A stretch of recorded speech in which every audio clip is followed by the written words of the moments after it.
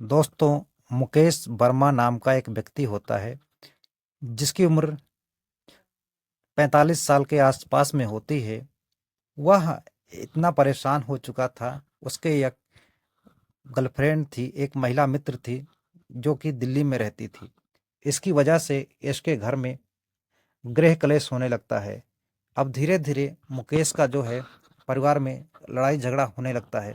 उधर मुकेश का कारोबार भी काफ़ी ज़्यादा ठप हो गया था।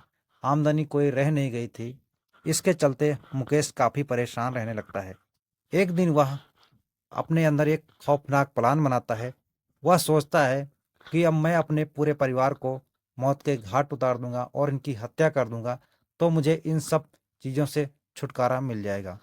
लेकिन उससे पहले ये प्लान तो बना लेता है, और ये अपने मंसूबे में कामयाब हो उससे पहले उसके साथ में कुछ ऐसी घटना घट जाती है कि जिसको आप जानेंगे तो आपके रोंगटे खड़े हो जाएंगे। दोस्तों, आज की जो सच्ची कहानी है उत्तर प्रदेश के इटावा जिले की है, जहाँ एक व्यापारी होता है जिसका नाम मुकेश वर्मा होता है। मुकेश 6 भाई होते हैं, और यह सोने का कारोबार करता है। सराफा की दुकान होती है, और इसकी कई एक दुकान गल्ला मंडी में होती है। वहाँ पर वो इसका छोटा भाई रघुवेश बैठता था। लेकिन रघुवेश की किसी बीमारी के चलते 2021 में मौत हो जाती है।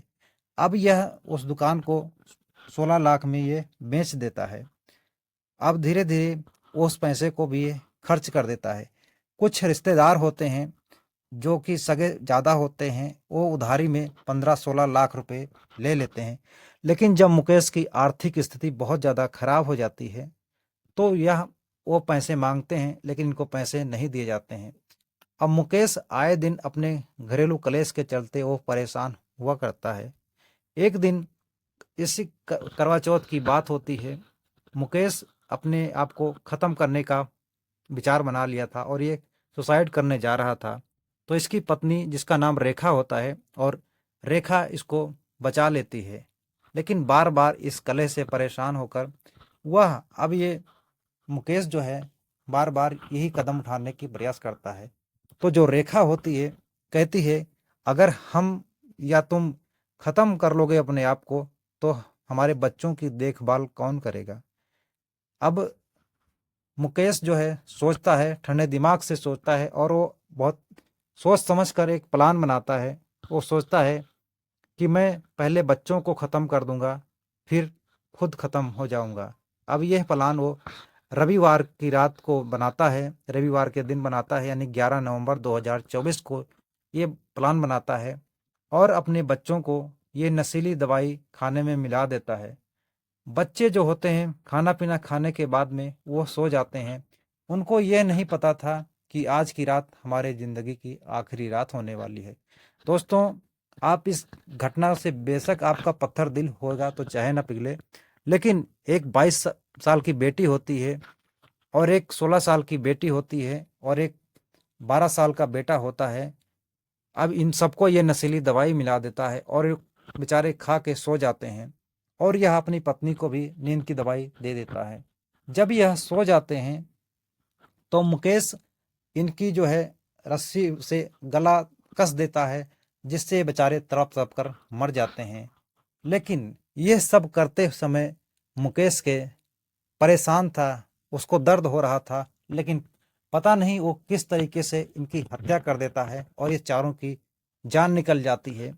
अब ये रात में निकल जाता है घर से, और अब यहाँ से ये रेलवे स्टेशन जाता है, और इसके पास में जो इसकी पत्नी के कुछ जेवर होते हैं वो ले जाकर एक सराफा के व्यापारी के यहाँ वो बेच देता है, जो कि कुछ पैसे होते हैं, 7,000 के आसपास में होते हैं, 15,700 रुपये होते हैं। वह उन पैसों को कुछ उधारी चुका देता है। उसके बाद उधारी चुकाने के बाद में यह जो मुकेश अब वहाँ से निकल जाता है, रेलवे स्टेशन जाता है। रात को 9 बज जाते हैं। सोमवार का ये पूरा दिन घूमता रहता है, यानी 12 नवंबर को ये पूरा घूमता रहता है। रात के 9 बजे होते हैं तब यह रेलवे स्टेशन की तरफ जाता है, और इसके सामने एक ट्रेन आ रही होती है। ट्रेन को देखने के बाद में यह ट्रैक पर कूदने की कोशिश करता है, लेकिन तभी एक जीआरपीएफ के जवान की नज़र पड़ जाती है और ये मुकेश को पकड़ लेता है। मुकेश आत्महत्या करने में नाकामयाब रह जाता है। हालांकि यह अपने ज़िंदगी में कई बार आत्महत्या करने की कोशिश करता है, लेकिन हर बार इसको किसी न किसी ने बचा लिया। अब यह जब जीआरपीएफ का जवान इसको पकड़ लेता है, पकड़ने के बाद इनसे इसे पूछताछ की जाती है, तो यह सब घटनाक्रम का खुलासा होता है। उधर इनके परिवार में जो भाई होते हैं, पारिवारिक गांव के लोग होते हैं, नात रिश्तेदार होते हैं, सब इकट्ठा होते हैं। तो उस ये घटना लालपुरा निवासी अखिलेश उर्फ लल्लू ने बताया है कि मुकेश 6 भाई थे, जिनका बड़ा भाई रत्नेश वर्मा आरटीओ कॉलोनी के पास में रहता है। वहीं इस समय मकान में राकेश, अवधेश, मुकेश और सबसे छोटा जो है भाई जिसका नाम रघुवेश था, वह परिवार में रहते थे। ये सारे इकट्ठे रहते थे। इनकी गल्ला मंडी में एक दुकान थी। ये सब जानकारी जो अखिलेश हैं वो बताए। और जो यशस्वी हैं संजय वर्मा, इन्होंने बताया कि अब सुसाइड नोट के आधार पर आगे की कार्रवाई की जाएगी। बाकी जांच की जा रही है। और बीच में ये खबर भी आ रही है कि मुकेश का जो है किसी महिला के साथ में, जो कि दिल्ली में रहती है और वो तलाकशुदा है, इसके साथ में इनका अफेयर चल रहा था। अफेयर चलते का पता जो है इनकी पत्नी रेखा को लग जाता है, जिस कारण से रेखा इनसे लड़ाई झगड़ा किया करती थी। लेकिन अब बात इतना बढ़ जाती है कि जिस कारण से इनको ये कदम उठाना पड़ जाता है। फिर जब इनसे पूछताछ की जाती है, मीडिया कर्मी इनसे पूछताछ करते हैं, पुलिस पूछताछ करती है, तो ये जो बताते हैं कि अपने बच्चों को तुमने इतने पाल पोस कर इतना बड़ा किया, बेटी बड़ी हो गई, बेटा भी बड़ा हो गया, पूरा परिवार सब कुछ अच्छे से चल रहा था, आखिर तुम्हारे दर्द नहीं हुआ?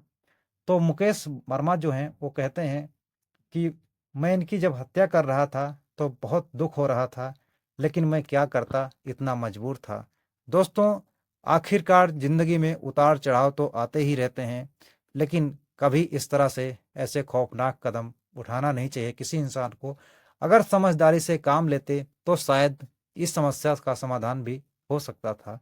लेकिन अपने बच्चों को इस तरह से मौत के नींद सुला देने से कोई समस्या का समाधान नहीं निकला।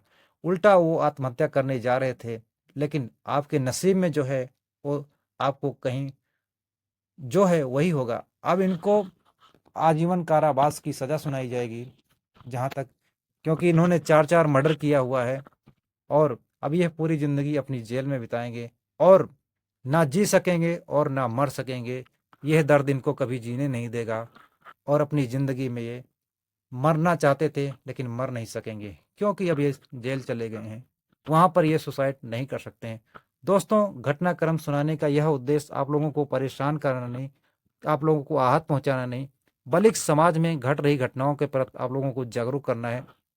दोस्तों, कहानी कैसी लगी आप कमेंट बॉक्स में ज़रूर अपनी राय लिखना। दोस्तों, मिलते हैं और एक किसी सच्ची घटना के साथ। तब तक के लिए जय हिंद दोस्तों।